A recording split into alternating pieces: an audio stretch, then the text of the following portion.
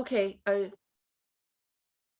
everybody, and welcome. My name is Julie Mann, and I show men and women how they can live healthy, happy, sustainable lives. And I'm really delighted to introduce my guest to you. Her name is Anna-Mária Márta.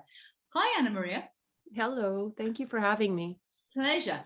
Now, for those of you that don't yet know Anna-Mária, she works as a holistic facilitator. But before we get into that, Anna-Mária, I'd really love you to take us back to your childhood. So tell us about where you grew up, what it was like growing up.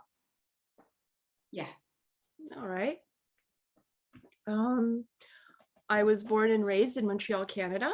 I'm here now, as a matter of fact. And I come from a family of 3 girls, being the eldest of 3 girls.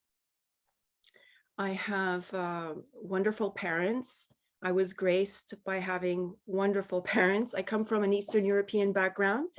So my maternal language is not English, but I was born here. And then I needed to learn English within, obviously 5 years and get going in the school system. I come from a background of a lot of family values. And family values means different things to different people. And I must say that everything that I developed into today has been an unraveling of all these family values that I picked up. And anyone really in energetic work or spiritual work understands that when we talk about our values, we interpret them all differently.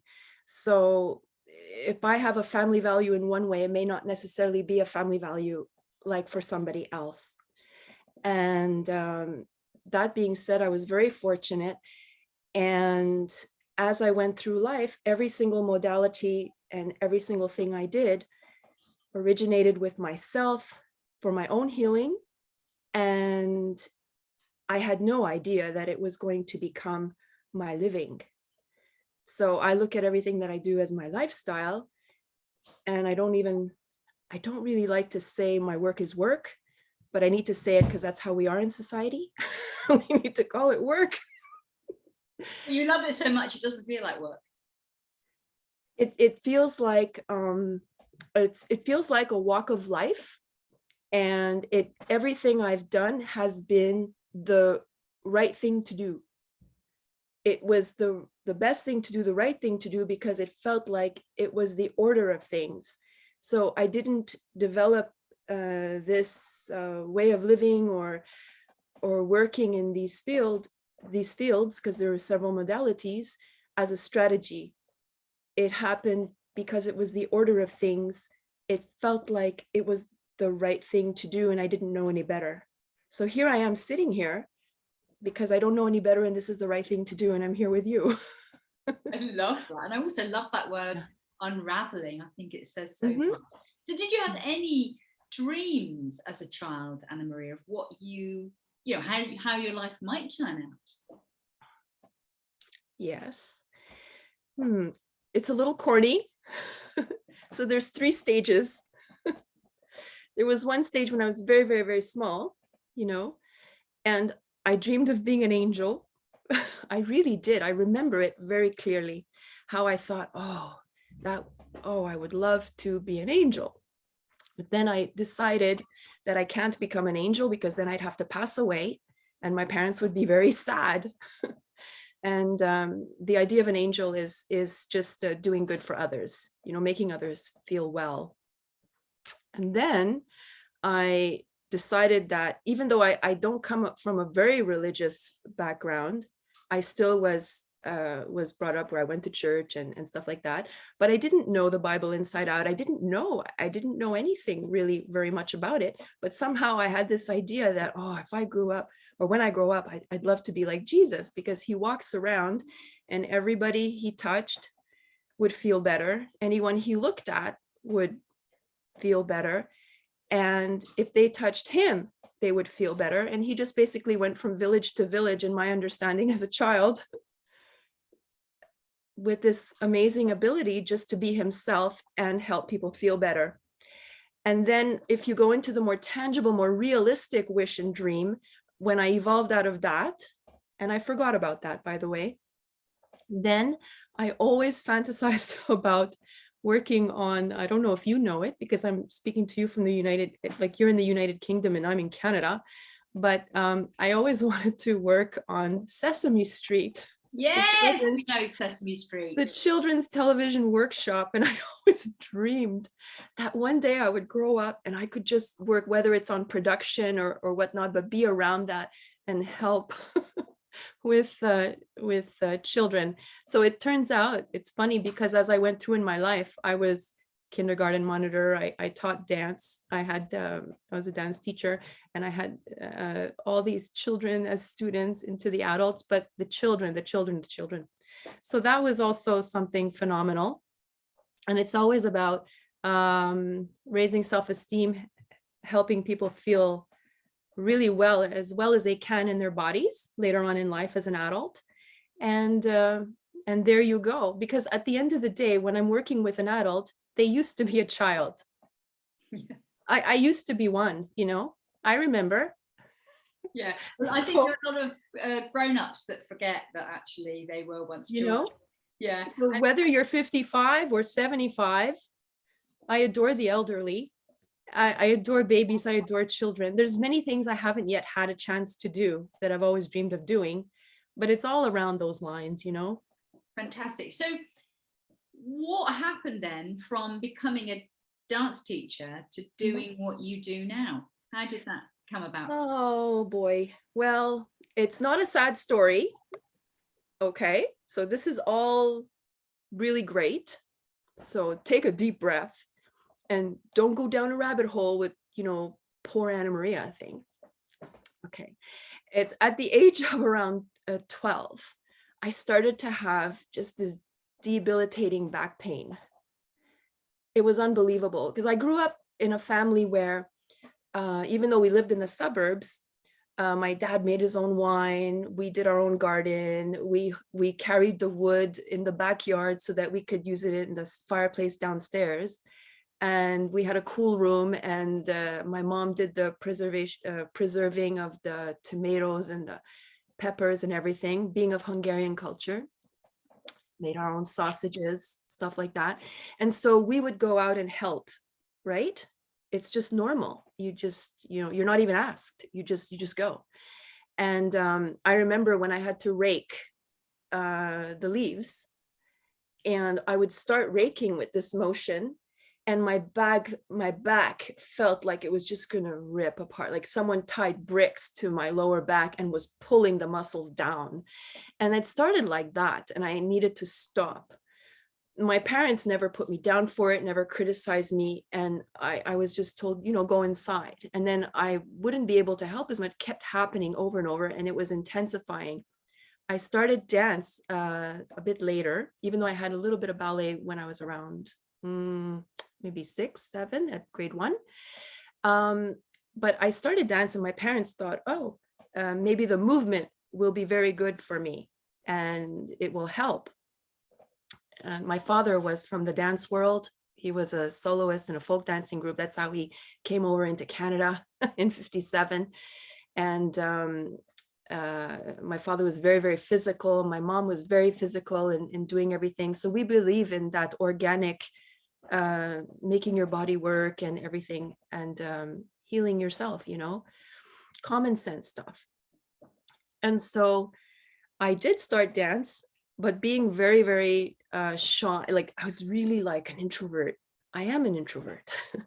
That's why it's so good that it's just you and me on the screen here. And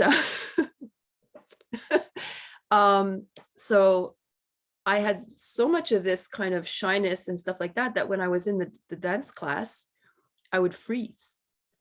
So I ended up going home and practicing the same things for like 2, 3, 4, maybe 5 hours, doing more and more and more. The upside of that is that I became well trained. I was very particular and detailed in alignment. I wanted to understand how the body works and all that. But the downside of it, of course, is I ran myself down very much and hurt my back a lot too. So I had a lot of positives and I had some of those negatives. So I was developing chronic pain, and the only time I had no pain was when my body was moving, when I was physically doing warming up my muscles and warming up and just doing choreography. Teaching, when I was teaching children, I was in heaven.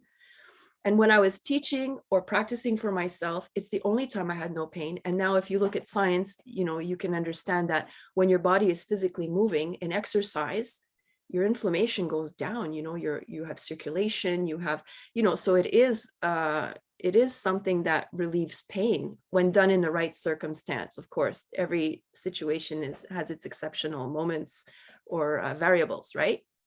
So that being said, that was the start. And I never quite got rid of that chronic inflammation, but I managed it on my own because I didn't want to take medication. I didn't want to take, and plus no one's going to take you seriously. There you are, a young girl, you look perfectly fine. And very often back in those days, it was not really believable that you could be hurting that much. So I had a very high threshold for pain. I could endure so much because that's what dancers, they're just kind of, we don't do it on purpose. It's just, we just know how to work around it or keep going or get things done. So that was a very big platform for me.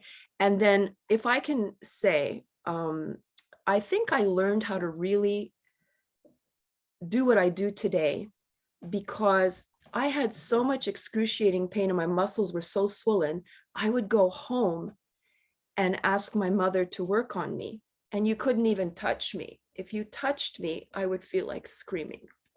It was so painful. So I would lie down on the couch. She would put her hand on me and I'm almost screaming. And I would have to guide her of how much pressure, what to do. Oh my God, oh my God. Oh my. And she would be able to subdue the inflammation through that. And then I would be better again. And then I'd go back the next day and do the same thing. Of course, I was quite determined and I wouldn't allow anyone to tell me any different. So my mom was nice enough to facilitate me that way. And I was really headstrong. I was very intense. I was a bit temperamental when it came to what I did. I didn't let anybody stop me from training. My parents tried to get me to understand, to do less, but it didn't work. And I continued. And it's not their fault that all these things happened to me. And that was the birth, of all of that. And then when I was 13, 12, 14, and going into all these, I also had this habit of, being in love with the library. And then I would be in the section of the psychology, the personal development, and the athletic section. And I was fascinated by understanding the relationship between like the food we eat, our psychology, motivation, and what causes someone to be depressed or anxious, and how people get out of it.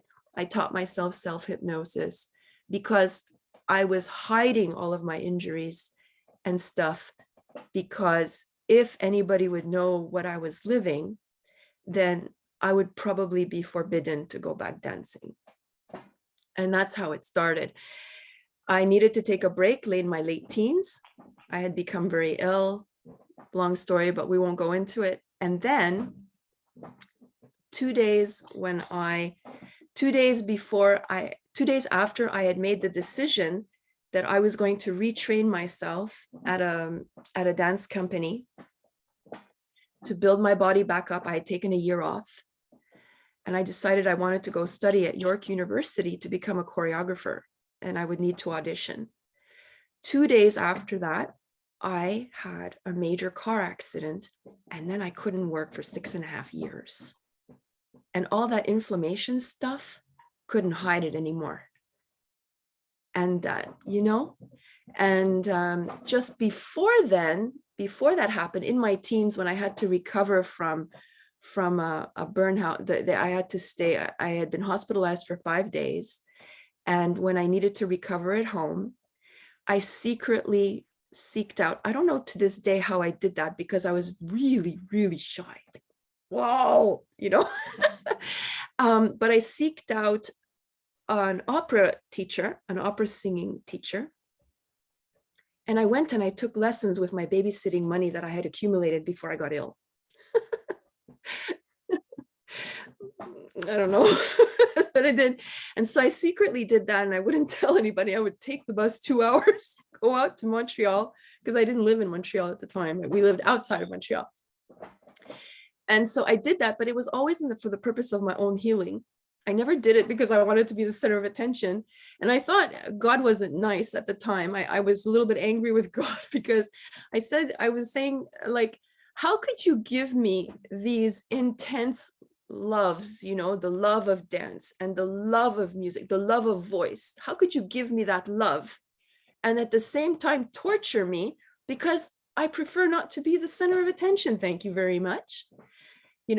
So I had to work that out over the years, that I felt like it was a torture, but the love of all those things was so intense that I still went forward with that. And the place where I would be at home is teaching. When I was teaching and working with others, then I was not thinking of myself at all. I couldn't care less. I was so interested in what the person was living at the time with what I was teaching them. It's such a compassionate place to be, So then, that being said, to cut this and make it a little bit shorter now, from that time, the doctors had basically told me to get my head out of the clouds. My thoughts were always, when can I go back dancing? When can I dance? And they were looking at me and they almost thought, I was told, literally, I'll tell you the words, I remember it to this day. You need to get your head out of the clouds. You need to understand you'll never be like everybody else. You have limitations. And you need to understand that, that's not something you should be thinking about. So I learned to be quiet because I knew that every time if I would let anybody know my real goals, my real desire, it wasn't a goal, it was a desire, then I didn't want to be influenced by their thoughts. So I won't be angry with anybody. I had no feelings of resentment or anything like that, but it was a learning. So I learned how to keep it to myself and for years. And I decided that it doesn't matter how long it takes, I'm going to continue and do the order of things, follow the order of things, follow my common sense. But during the time, it was I don't like to use the word suffering, But devastating, I imagine, someone saying that to you and having to. Yes, but of course you have that no, I'm going to continue on my path. Yeah. And what was in my favor is that the way my parents raised, we were raised very proper. You don't talk back to people. And I think that really saved me because I was very temperamental. Don't like someone telling me, what to do, because I felt that I'm a good person. I'm not addicted to anything. I'm not out doing things. I'm a wholesome person. My parents have nothing to complain. I'm not doing anything to hurt anybody. I'm not. So if I have all my values in place, how dare you tell me? How dare you do that to me? That was my attitude. But I didn't say that out loud because my parents raised me to be polite and be considerate of other people. And so I'm really happy that was the case. Some people will see that as a negative, but I don't. Because then every time somebody would have something to say to me, I would decide I would be kind to them or not say anything or, okay. And then I will go off and do what I need to do for myself. So I don't think that's necessarily, I didn't have a voice. And people like to make it into a sad story, but all of these things have served me in the moment and basically saved my life, I think, over and over, because it helped me keep stepping into the order of things, be mindful. So sometimes people can interpret being mindful as, you're suppressed. No, it can be something else. Because when we're in our power of choice, it's different. I wasn't a victim, I feel then. It was just things they were things happening, and I was following through the order of things and needed to manage my emotions at the same time. So the way I managed my emotions is I would be secretly in the basement, and I would hum along and sing with records. I mean, I don't, music. I would move. I would do things. I would read. I would internalize things. I would study. If I couldn't use my back or my legs because let's say my knee was inflamed, I would work on my upper body. If my body needed a rest, I could do vocal exercises and expand and work with my breath, stuff like that. And then when I couldn't work, or I couldn't stand for long or sit for long at all, I had to just keep moving. You could never tell looking at me because I would look the way I look now. Why not? Well, I don't feel that I needed to, like, just because I was living that doesn't mean I need to make other people feel it. Right? It's like, it's my stuff, so it's okay to be like this, and I'm going to take care of myself, but the other person, who I'm in front of doesn't need to suffer because I'm suffering. So I went through life very carefree. Yeah, what I hear in what you're saying is that you took responsibility for the way it was and the way it wasn't, and actually looked, well, what can I do? And no matter what people say, I am going to do what I want to do, and I'm not hurting anybody. And right. and that's a very powerful thing, isn't it? So let's get on to what you do now. So I know that you're a quantum energy practitioner. Now, some people watching may never have heard of that. So very, very simply, in layman's terms, can you explain what that is? All right, I'll do my best, but it's very tricky because I don't want to mislead anyone with my interpretation or how it is that I approach it. And I speak from a practitioner standpoint in healing work and spiritual work, so not as a scientist. However, quantum energy work is related to something in the lines of chemistry and physics. And quantum refers to, it's funny because it reminds me of Pilates, being a Pilates instructor, where we talk about using a minimum amount of energy required for a change or a shift. Okay, so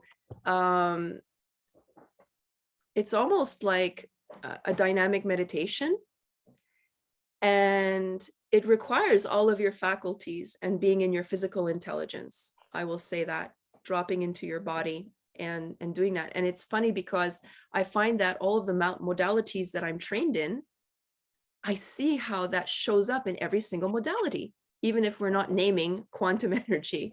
So whether being a theta healing practitioner, a Pilates instructor, the quantum energy transformational work, and of course, I'm a traditional Thai yoga massage therapist. When I take all of this together, it's fascinating how someone's quantum field is activated, whether they know about it or not. I like people to know about it. Have you got a transformational story that you can share with us? Obviously, you're not going to mention any names. I know that it's all confidential, but is there a story that you can tell us of someone who came to you with something and what the outcome was? Sure. There are so many, and they're at different levels. And it could be someone that is a regular person with a regular life that wants to work and have a job. Originally, my big dream was to be able to even show up and work 8 hours a day like everybody else, because I couldn't even fathom that, and I finally surpassed that.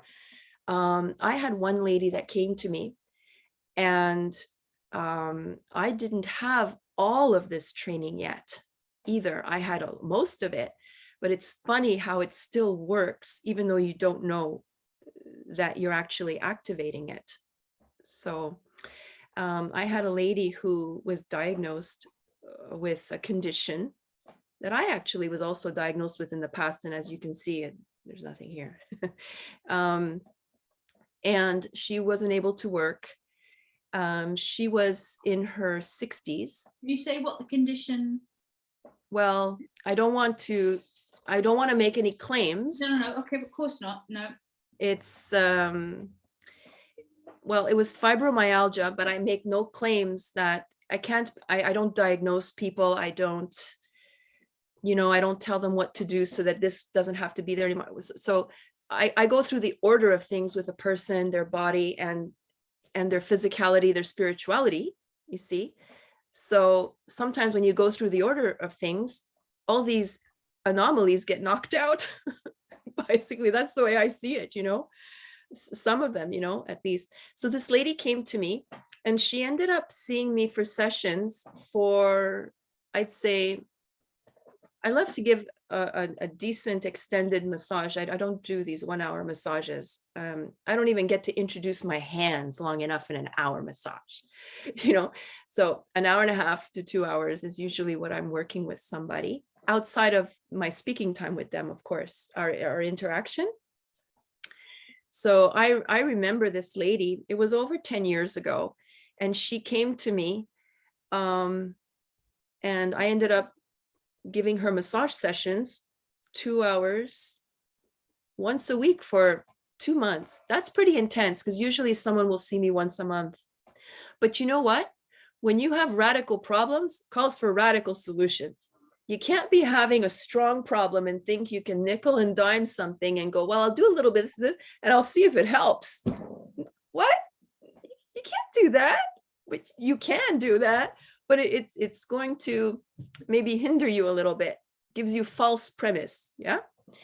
So after about 2 months, I couldn't believe it, because I was just doing my best for her, and we'd have conversation, and then we would do sessions and conversation. And then her condition completely changed.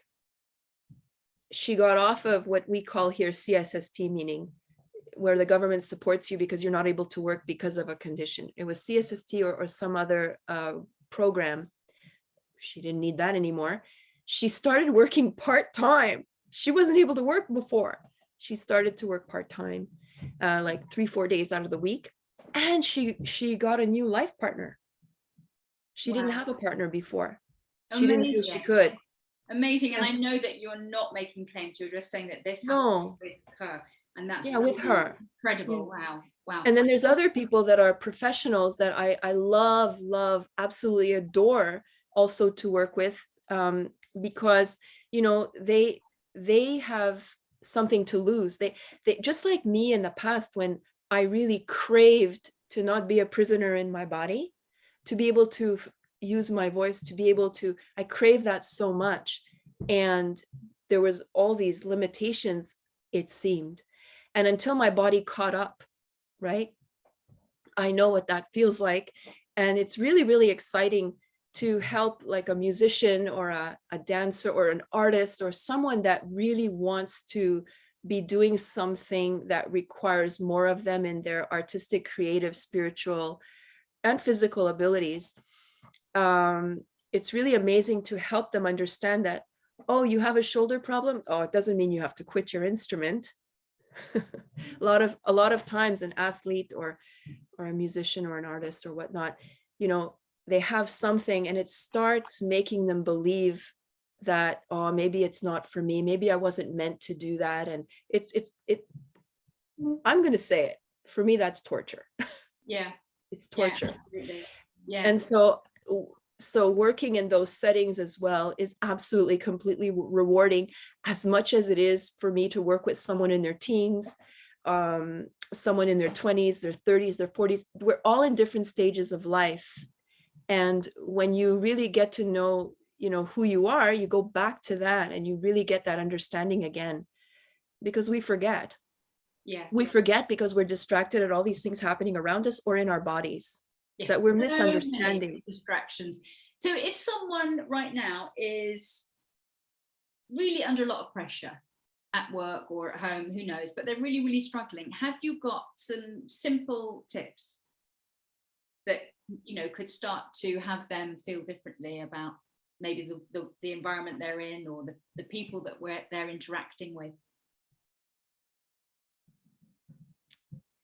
I would say, what if you were just 2% wrong about everything you're thinking and believing right now? What if you were, could you fathom the idea that it may not be true what you think about yourself or what's going on around you? Would you be open to that? And that's how I start with almost everybody, even myself, because of course you can imagine that I work on myself regularly. It's not in the past. I work on myself now, you know, and it's really about how they feel about life and themselves and what they're truly believing in the moment. And I must say, I don't dismiss what they believe or feel. It's not say, oh, you shouldn't be thinking that way or whatnot. But would you be open to the fact that something else is possible for you? I love that, Anna-Mária. Yeah. I have heard, and I also believe that, you know, anything is possible. But what I really love about the statement that you made is that you said 2%, and anyone can believe that 2%. Yeah, 2%. Because yeah, brilliant. I love that. So what do you do when you're not working? When I'm not working, I do things that feel natural and to be the order of things. So whether that means resting, practicing, training, attending to something that I'd really like to do. Lately, in this last year, I've gone back to my roots in terms of what I've really rediscovered things that I really love that I forgot about. And writing, I like to write, and I'm always looking at things and feeling myself internally about how I feel it. I love to experience something viscerally, whether I'm listening to something or reading it, or doing the physical action myself.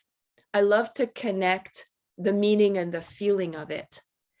And I don't know how to describe it better than that right now at this moment. That's a wonderful description, and I too am with you on that. I absolutely love to feel it viscerally. So one last question. When you're no longer on this planet, how would you like to be remembered? I would like to be remembered as someone that loved fiercely. And I help other people love fiercely, actually. Because when you're all okay inside and out, you're just loving fiercely. You have so much liberty. You don't have a distraction. Yeah. I absolutely, that's just so great. Loving fiercely. Oh, yes. Yes. I can think about that and yeah, challenge myself to embody that, loving fiercely. Fabulous. So all there is for me to say is, Anna-Mária Márta, thank you ever so much for sharing yourself with us today. Thank you so much for having me. I really appreciate this wonderful presence. Send you many blessings, and also to everyone that would be seeing this as a replay or whatnot, that whenever it reaches them, that they truly receive something just so special and unique just for them at that moment in time. So many blessings for that.